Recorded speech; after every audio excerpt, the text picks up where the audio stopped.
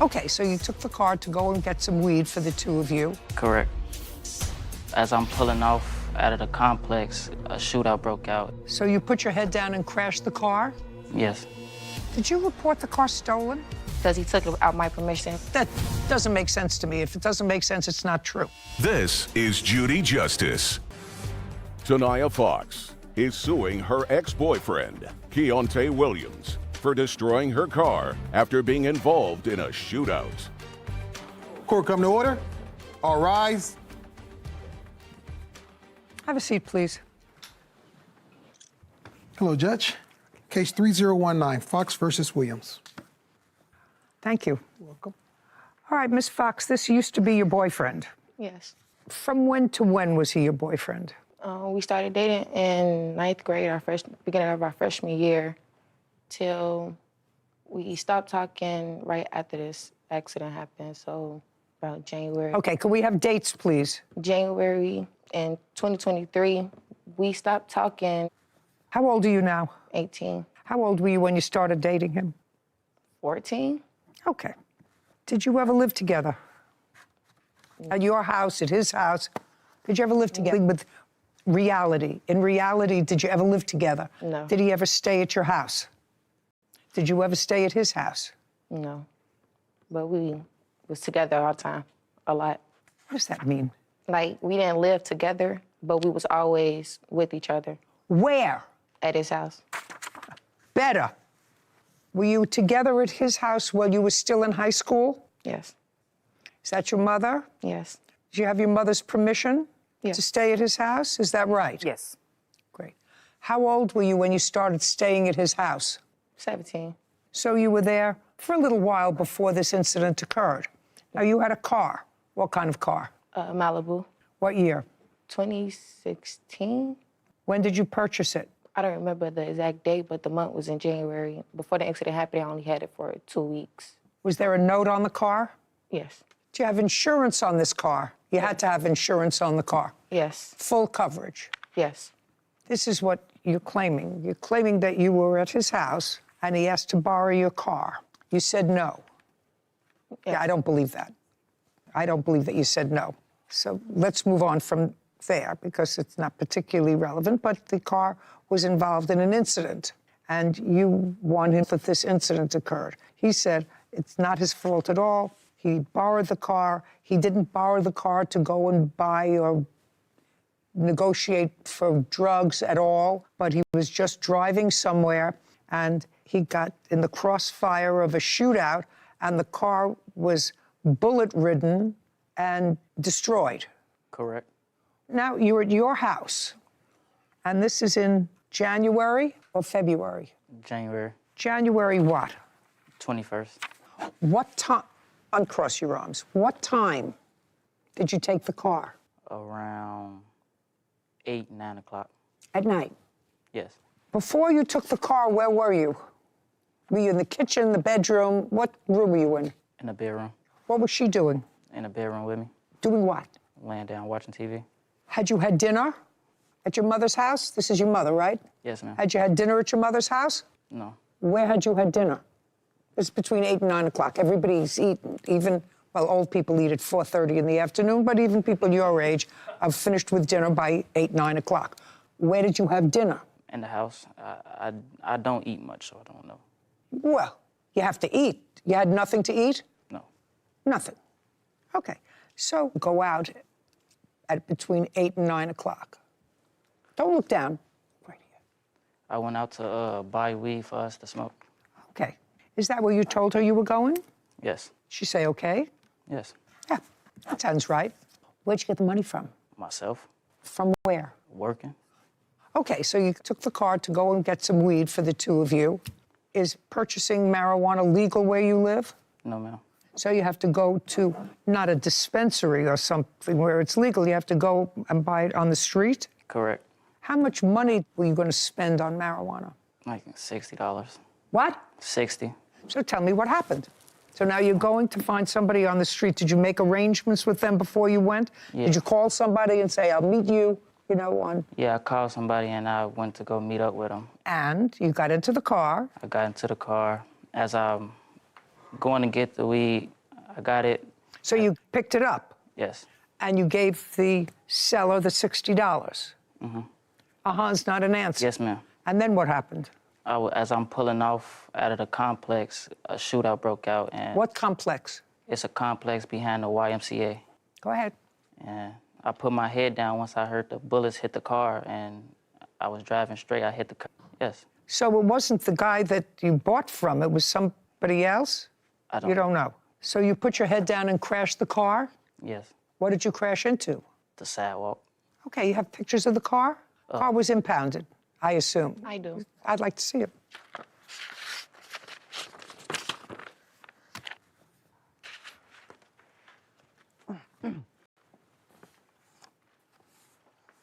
Oh, it's pretty disastrous. Now you had full insurance on this car. Yes. And you had only had the car 2 weeks. Yes. So did they total the car? The insurance people? Yeah.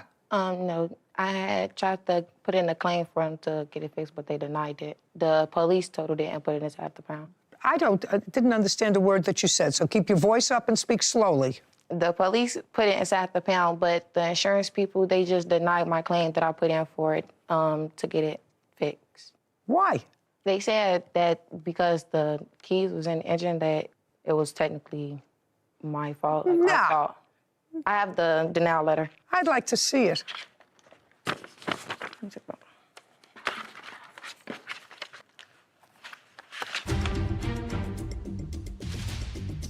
You know who shot at the car? You know that person? No, ma'am. That, I'm sorry, Your Honor.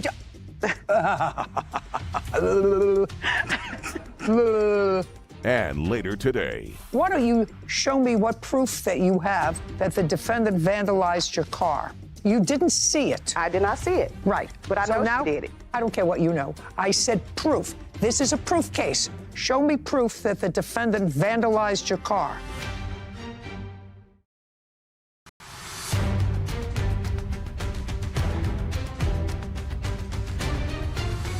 Tanaya Fox claims her ex-boyfriend, Keontae Williams, took her car without permission and destroyed it. Keontae is countersuing Tanaya for stealing money from his Cash App account. Where's the car now? It's still inside the shop. No, I actually don't understand this. When was the last time you made a payment on the car? Tell me when the last time is you made a payment on the car. This month on Show the- me.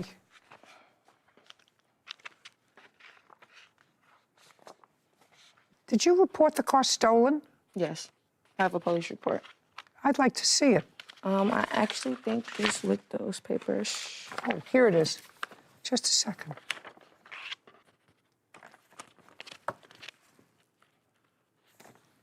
This isn't a report of steal. First of all, he didn't steal the car. He took the car with your permission.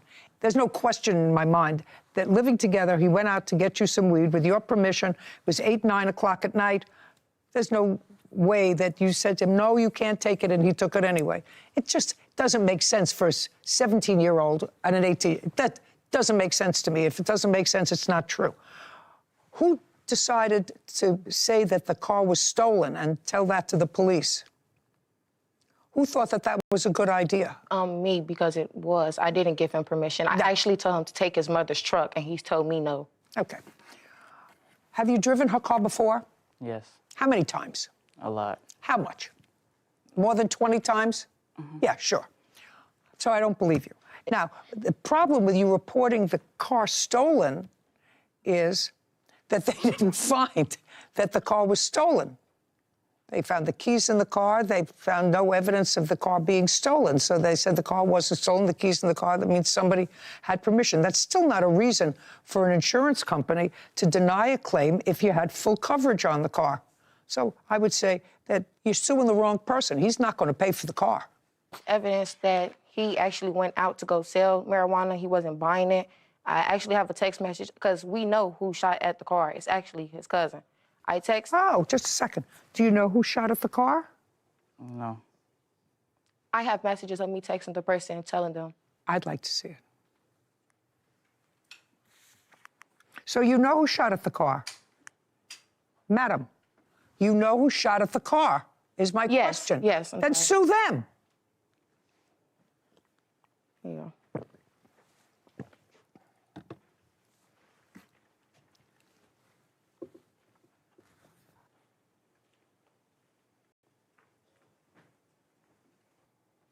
Okay. And I also have messages of me telling him how much my car is to get repaired, and he's telling me that he's only going to give me what I put down on my car. Let me explain something to you.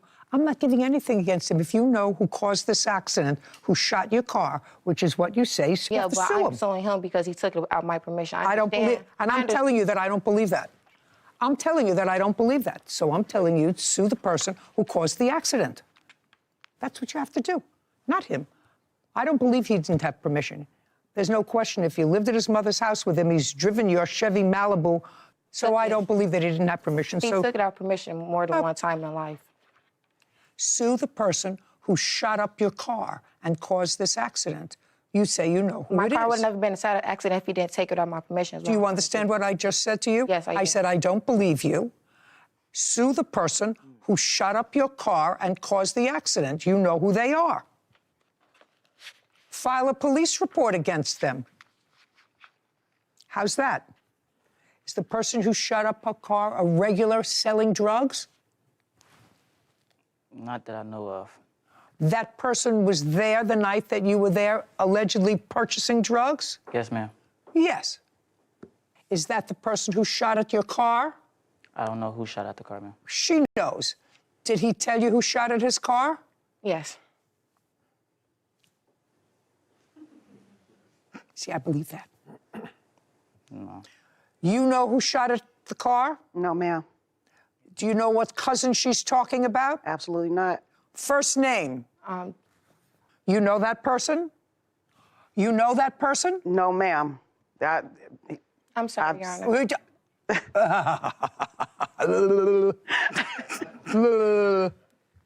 Okay, so the case missed. He got a counterclaim, taking money out of her. Did you take money out of his Cash App? No. Show me proof she took your money out of Cash App. Well, I don't have any proof, but she have took over my whole email. Just a second. She never gave my email. Just a second. I said, show me proof she took money out of your Cash App, is what you said to me. I don't have any proof? I don't have any proof that she took it out, but I have proof that I gave her money. I don't care whether you gave her money or not. Excuse me, Your Honor. I didn't ask you anything. He has a counterclaim that you took $600 out of his Cash App without permission after this incident occurred. He says he has no proof. His counterclaim's dismissed, as is your claim. Now I'm going to do the second half of this case. You sit down over there, you move over there, and you're the mother. You're his mother. You move over here. Perfect. Sit down. Call the next case. Case number 3019, Williams versus Fox. Yeah.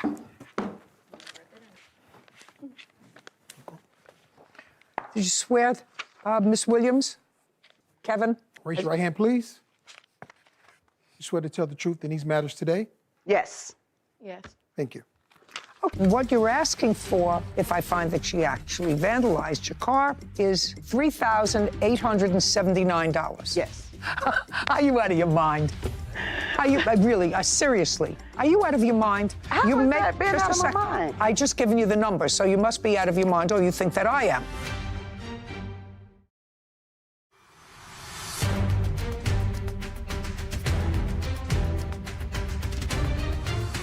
Delilah Williams is suing her son's ex-girlfriend, Tanaya Fox, for vandalizing her truck. Miss Williams, you are the mother of the defendant in the last case, and Yes, it is ma'am. your claim that the defendant vandalized your 20-year-old truck. Yes. First, tell me when you purchased this truck. I purchased this truck in June of 2020. I had it about 3 years. Who did you purchase it from? I actually purchased it from my uncle. At the time of purchase, you had to register the car? Yes, ma'am. How many miles on the car when you registered it? 125,000. That was 3 years ago. Yes. And how much did you pay your uncle for the car? I gave him 5,000 for the car. And you kept full coverage on the car, is that Yes, right? ma'am.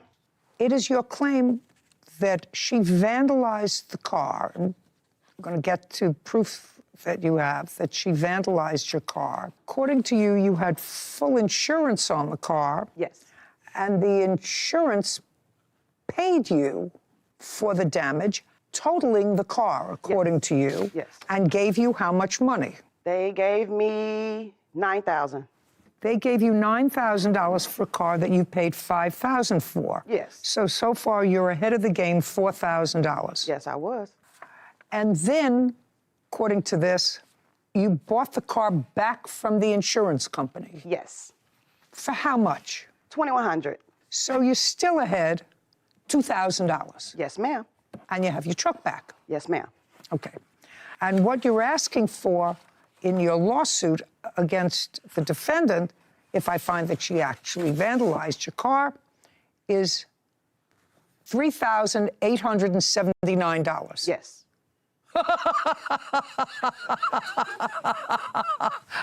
Are you out of your mind? Are you really? Seriously? Are you out of your mind? How you is that been just out a of my sec- mind? Yeah, I just given you the number. Okay, so let's Okay. just for giggles.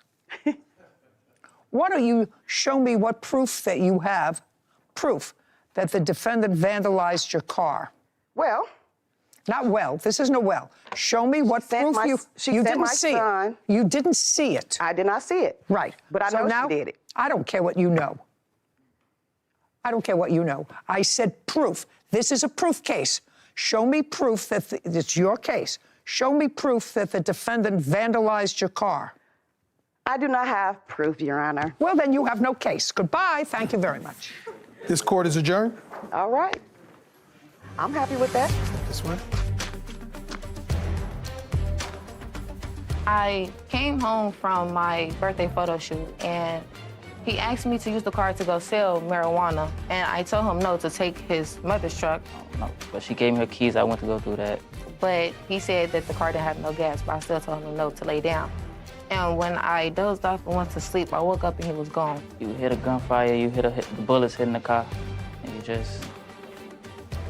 just hope for the better. Because he was my boyfriend, he didn't necessarily, like, wouldn't want to put him in jail. Like, I knew he was gonna answer the phone for me, but it's just like, it's the principle to call the police, especially because he's someone that I love and care for. I'm not gonna put him in jail. My child could have lost his life. We here for some money, but he could have been dead right now. We're not together. Oh, it's over and it's gonna stay over. I was in Chicago, Illinois, and I was with two other friends.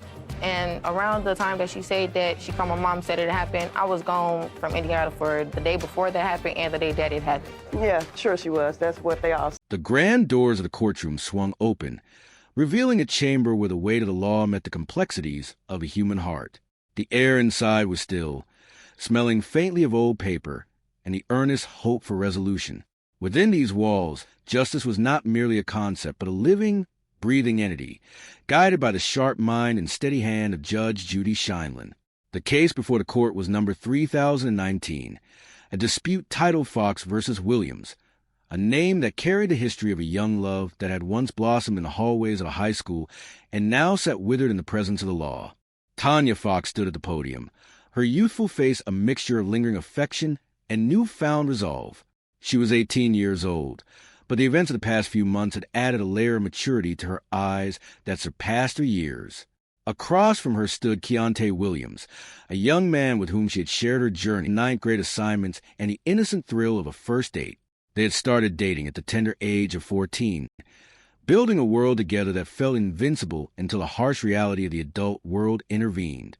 Judge Judy looked down from her bench, her gaze piercing through the superficialities of the case to find the truth hidden beneath. She began the inquiry by exploring the nature of their relationship. Although they had never technically lived together, their lives were deeply intertwined. They spent countless hours at the home of Keontae's mother, a place that had become a second home to Tanya. With her mother's permission, Tanya had stayed there since she was 17, finding a sense of belonging in the shared laughter and quiet moments of young companionship. In January of 2023, Tanya had achieved a significant milestone. She had purchased her first car, a sleek Chevrolet Malibu from the year 2016. It was her pride and joy, a symbol of her growing independence and the fruit of her hard work. She had only possessed a vehicle for 2 weeks, and the new car smell still lingered in the interior. She had ensured the car was protected by full insurance coverage, a responsible choice for a young woman entering adulthood. But on the night of January 21st, the world she had built began to crumble. The evening was unfolding like any other, the glow of the television providing the only light as they lay down together, watching programs and enjoying the quiet comfort of each other's company. Tanya had not eaten much that day, her youthful energy sustained by the excitement of her new car and the presence of her boyfriend. Keontae, however, felt a different kind of hunger. Between the hours of 8 and 9 o'clock at night, he decided he wanted to go out. He asked to borrow the Malibu, but Tanya hesitated. She told him to take his mother's truck instead, but Keontae was insistent. He wanted to go out and purchase some marijuana for the two of them to smoke together. In a moment of shared intention, Tanya eventually allowed him to take the keys.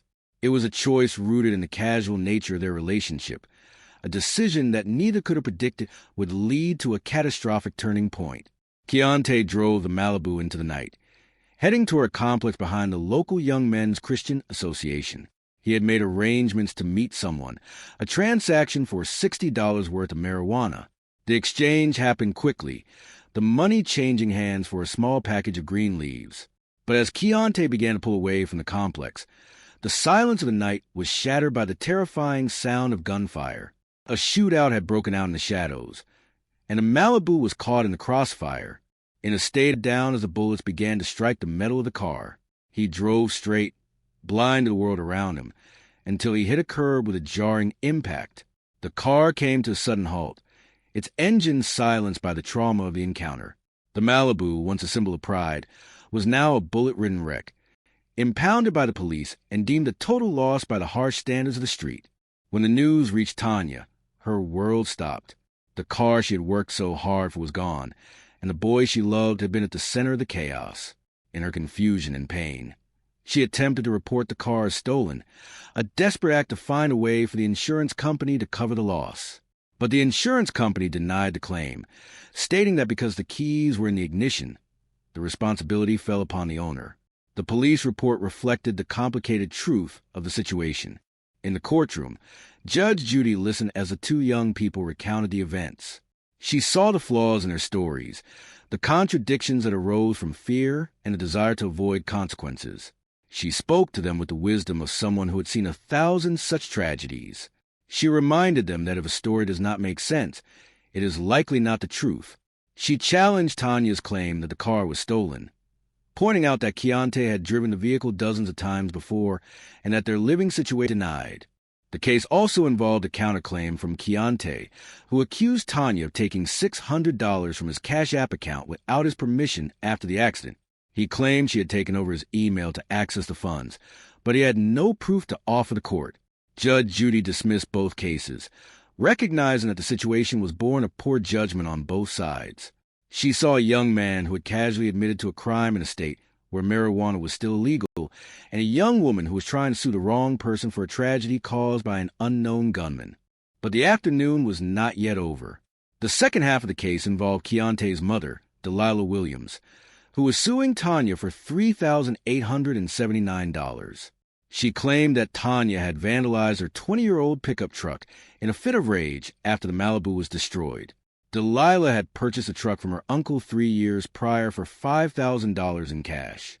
When the truck was damaged, her insurance company had paid her $9,000, and she had bought the vehicle back for $2,100, leaving her with a significant profit. Judge Judy's laughter echoed through the courtroom as she listened to the numbers. She asked Delilah if she was out of her mind for seeking more money when she had already made a profit of $4,000 from the insurance settlement. Delilah could admitting that she had not seen the act occur. With no evidence to support the claim, Judge Judy dismissed the mother's case as well. As the parties were excused, the weight of the lessons learned began to settle in the air. Outside the courtroom, Tanya reflected on the principle of the matter. She still loved and cared for Keontae, and she had no desire to see him behind bars, but she was hurt by the loss of her car and the feeling that her boundaries had been ignored. She decided that their relationship was over, a necessary step toward her own growth and healing. Keontae, for his part, remained in a state of calm, almost as if he had not yet fully grasped the gravity of the danger he had survived.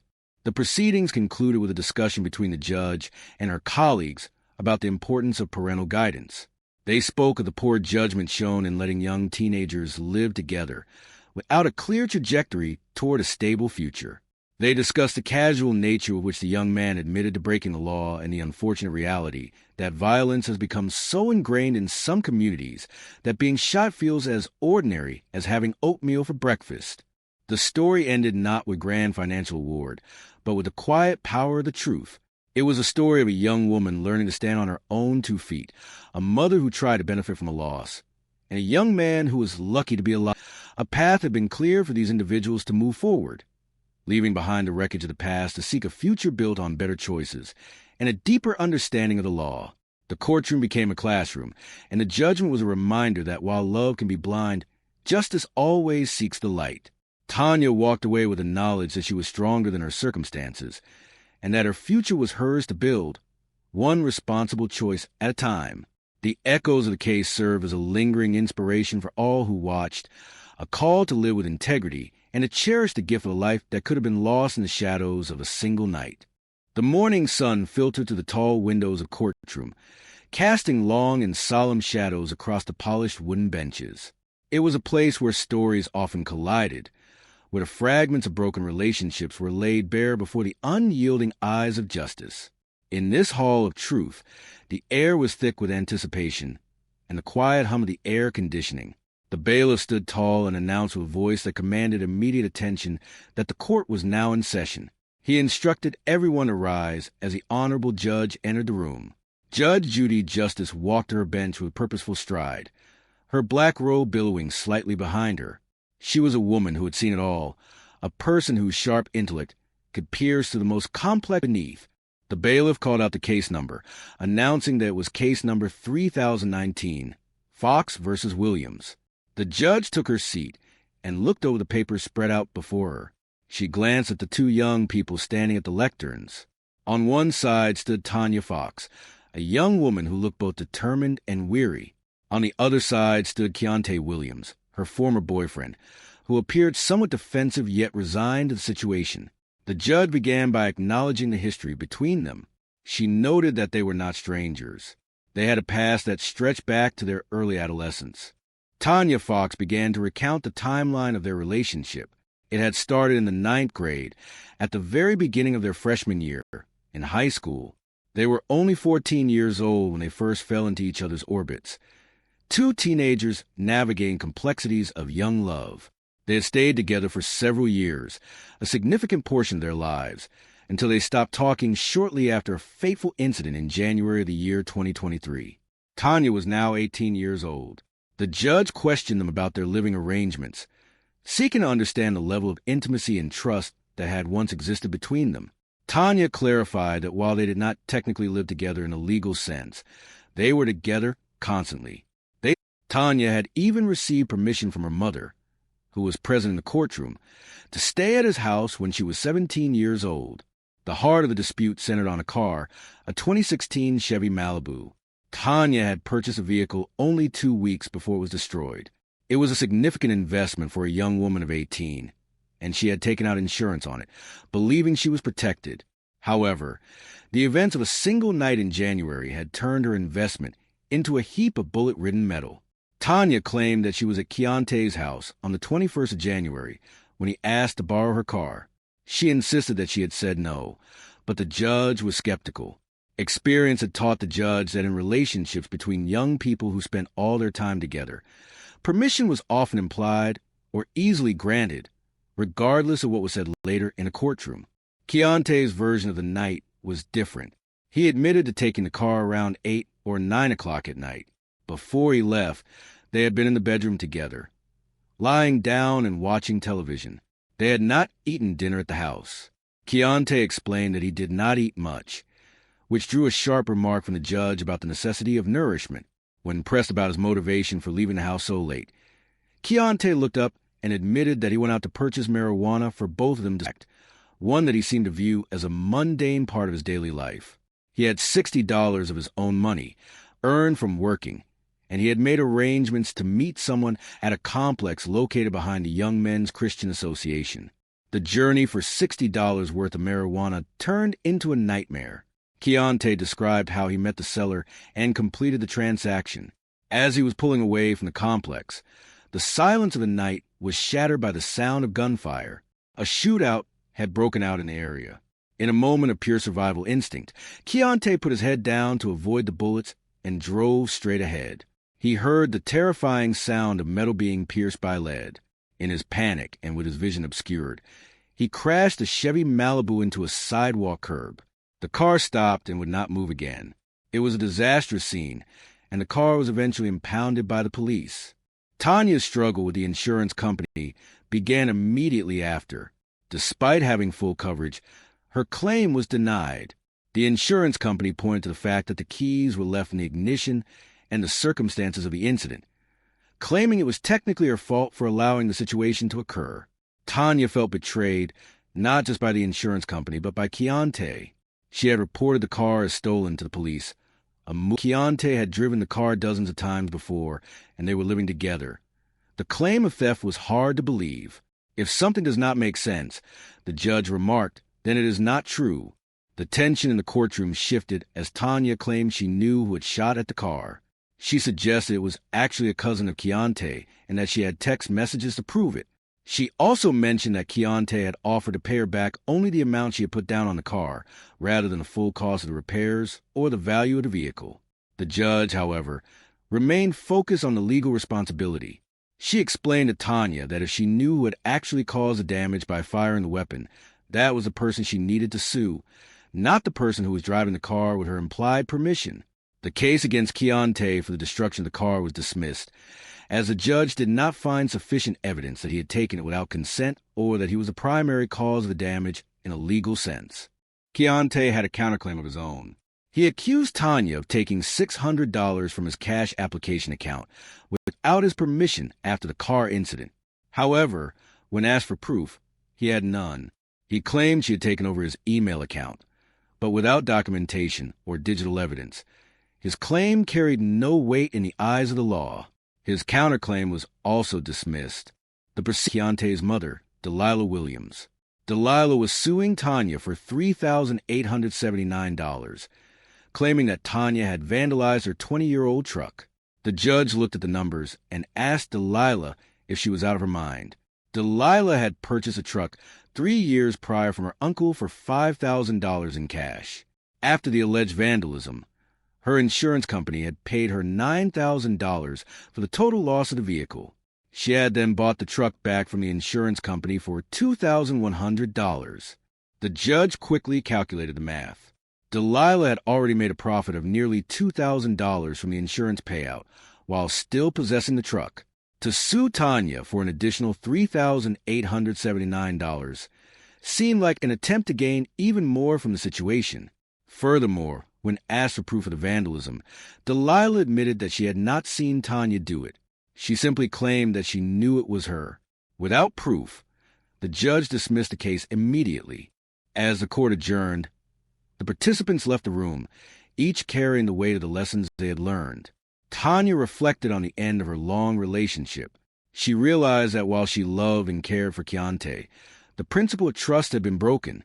She had lost her car, but she had gained. Keontae, too, seemed to realize the gravity of the situation he had put himself in.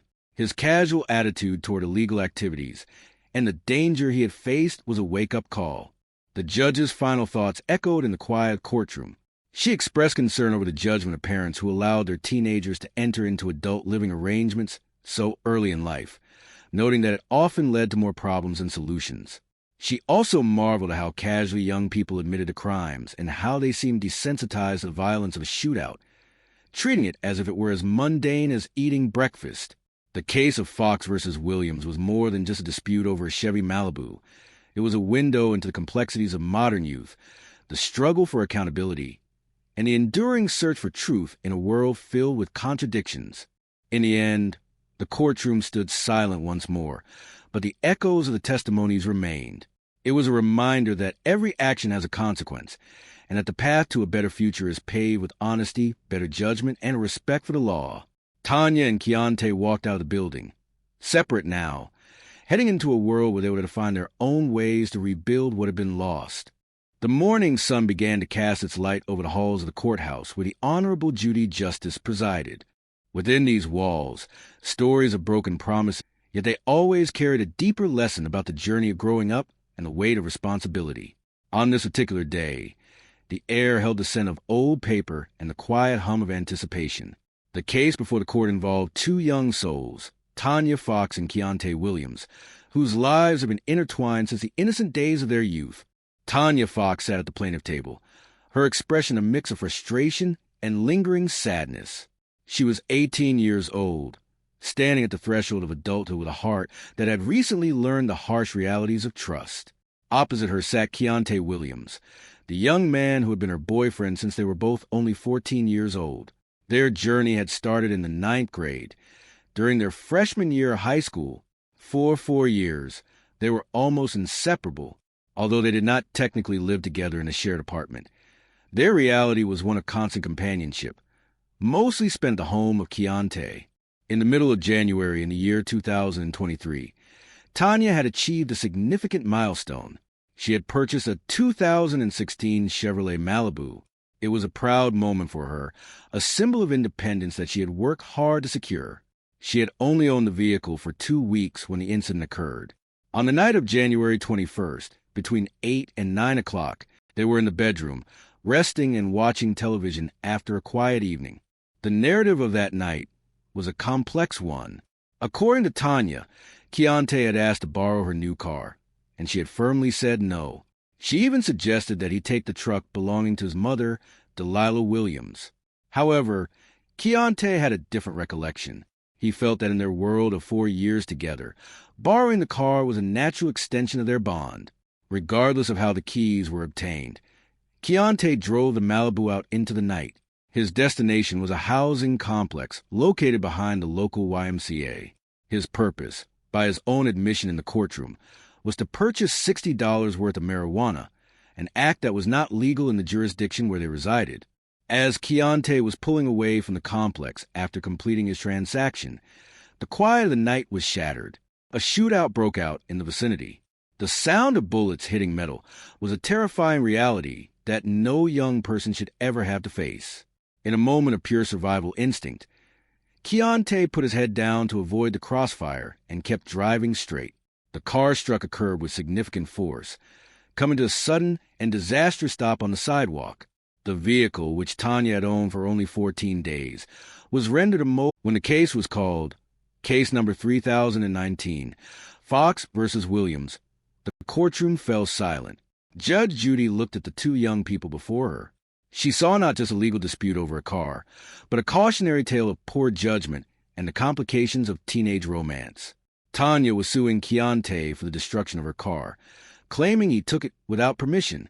Keontae, in turn, was countersuing Tanya for $600, alleging she had taken money from his digital payment account without his consent after the accident. The judge began her inquiry with the directness for which she was known. She asked Tanya about the permission she gave or withheld. Tanya insisted she had said no, but the judge found it difficult to believe that after more than 20 times of him driving the car, he would suddenly take it against her will that night. The judge noted that when things do not make sense, they are often not true. Furthermore, the insurance company had denied Tanya's claim because the keys were left in the engine, which placed the responsibility on the owner. The complexity deepened when Tanya claimed she knew who had fired the shots.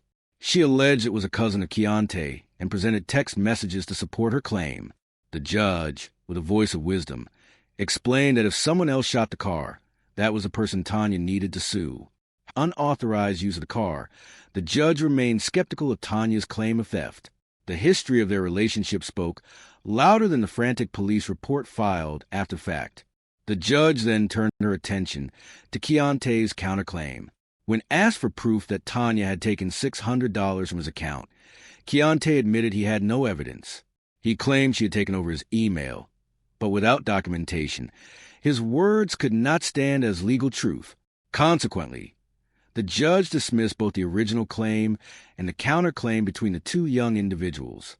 However, the day was far from over. A second act began as the parties shifted positions. Delilah Williams, the mother of Keontae, was now suing Tanya Fox for $3,879. Delilah claimed that Tanya had vandalized her 20-year-old pickup truck. This truck had been purchased 3 years prior from an uncle for $5,000. As the judge examined the numbers, a surprising pattern emerged. Delilah had maintained full insurance coverage on her aging truck. When the alleged vandalism occurred, the insurance company had totaled the vehicle and paid Delilah $9,000. Delilah then bought the truck back from the insurance company for $2,100. The judge was already ahead by nearly $7,000. Despite the significant profit, Delilah was still asking for more money from Tanya. When asked for proof of the vandalism, Delilah admitted she had not seen Tanya commit the act. She simply felt in her heart that Tanya was responsible. The judge, emphasizing the importance of evidence in a court of law, dismissed the case immediately. There was no proof, and therefore there was no case. As the courtroom cleared, the atmosphere shifted from one of conflict to one of reflection. Tanya and Keontae were no longer together. A relationship of 4 years ending in the shadow of an impound lot and a legal battle. Tanya reflected on the principle of the situation, the feeling of her boundaries being ignored by someone she loved. Keontae's mother expressed her relief that her son was still alive, acknowledging that while money was the reason for their presence in court, a life was far more valuable than a Chevrolet Malibu.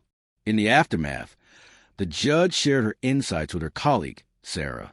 They discussed the wisdom, or lack thereof, in allowing teenagers to live together and navigate such adult complexities without the necessary maturity. They spoke of the casual nature with which the young man admitted to illegal acts and the chilling reality of how normalized violence had become in certain environments. The judge noted that the mother making her lawsuit particularly meritless. The story of Tanya and Keontae serves as a poignant reminder of the importance of clear boundaries, the value of making legal and safe choices, and the necessity of evidence over emotion. It is a narrative about the end of an era of youth and the beginning of a more difficult, yet necessary, path toward personal accountability. While the car was lost and the relationship was severed, the opportunity for these young people to learn from their mistakes remained the most significant outcome of that day in January. The halls of justice had once again provided a mirror for participants to see the consequences of their actions, offering a chance for a better, more thoughtful future. Through the lens of this experience, we see that every interaction holds a lesson in human character. The love that once bloomed in the 9th grade had withered under the pressure of poor decisions, but the resilience of the human spirit allows for growth from the ashes of such experiences. The courthouse stood as a beacon of order in a world that can sometimes feel chaotic, reminding every soul who enters that truth and responsibility are the foundations of a meaningful life. And so, the sun continued its journey across the sky, leaving behind a courtroom that was a little quieter, and perhaps a few young hearts that were a little wiser than they had been when the morning began.